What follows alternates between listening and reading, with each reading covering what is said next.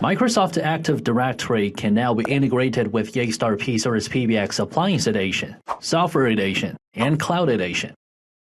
With this integration, you can synchronize your local AD users, organizational units, and groups to the PBX, and allow the synced AD users to directly log into Linkus UC Clients by their AD domain accounts through single sign-on feature. In this video, we will take the Yeastar P-Series PBX Appliance Edition as an example and show you how to realize this integration step by step. If you want to try out the integration, please apply for a free trial for our P-Series PBX from the link in the description and integrate it with the Active Directory. For starters, we need to make sure that the operating system of the Active Directory server is of Windows Server 2008, 2008 R2, 2012, 2012 R2, 2016, or 2019. The P-Series PBX has been upgraded to the version 37.8.0.25 or later and has been subscribed to the Ultimate plan. By the way, this integration is based on LDAP or LDAP-S. So before the integration, please make sure that the port for LDAP and LDAP-S service is accessible on both PBX and Active Directory side. If you don't know how to do that, please refer to a Microsoft manual or turn to your Microsoft provider. Then we will need following information from Active Directory for the integration. The IP address of the domain controller where your Active Directory resides. The distinguished name of the directory node where you want to start querying. The username and password of an Active Directory domain account, in which the username should be a distinguished name or user principal name.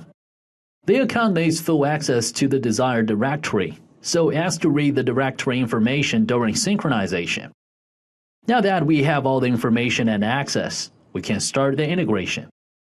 First, log into P-Series PBX Administrator interface. In the integration, find User Sync and SSO. Click on Integrate, and we will see Active Directory. Now we need to fill in the Active Directory server information to the PBX. In host IP, put in the IP address from Active Directory domain controller, and in protocol, make your choice between LDAP and LDAP-S. Then in port, put in the service port of the LDAP. Then in base DN, we enter the distinguished name of the base entry to specify the starting points for searches in Active Directory. Then we need administration account authorization. In the username, we put in the DN or UPN we mentioned at the beginning. Then in the password, we put in the corresponding password. When finished, we can click on Save. Now a pop-up window will appear to indicate us that the integration on the server level is finished. We can also check the status on integration page to reassure. We can move on to sync the users and organization units from Active Directory. Okay, now we move back to the user and SSO. Here we switch on the user synchronization. Then we can set the user range for extension auto creation. It means that the chosen users from Active Directory will have their corresponding extension automatically created on the PBX. So we need to specify who will be synced to the PBX. Please note that the range selected here must be correspondent with the base DN filled in the previous step. Here we have 4 options. We can choose as we need. Then we can move on to decide how we want to assign the extension number. We can set up assign automatically and define the initial number, or if the extension number is already set in the Active Directory user account, we can choose read specific property value and then point out the property name in Active Directory user setting where the number is configured.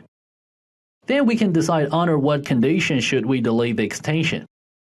Then at last, we can decide if we want to enable auto-associated extensions with the users that share the same email address.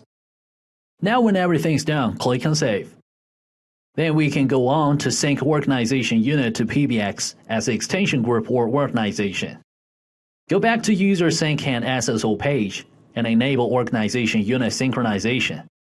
Then, just as before, we specify which organizational units do we want to sync from the Active Directory. Then we can move on and configure to sync the organizational units to the PBX as extension groups or organizations.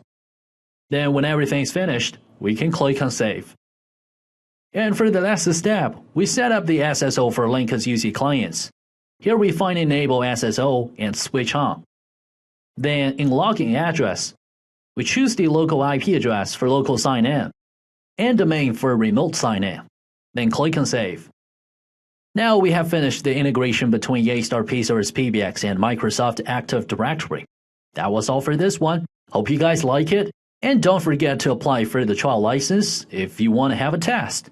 Of course, don't forget to subscribe our channel. And I will catch you guys in the next one.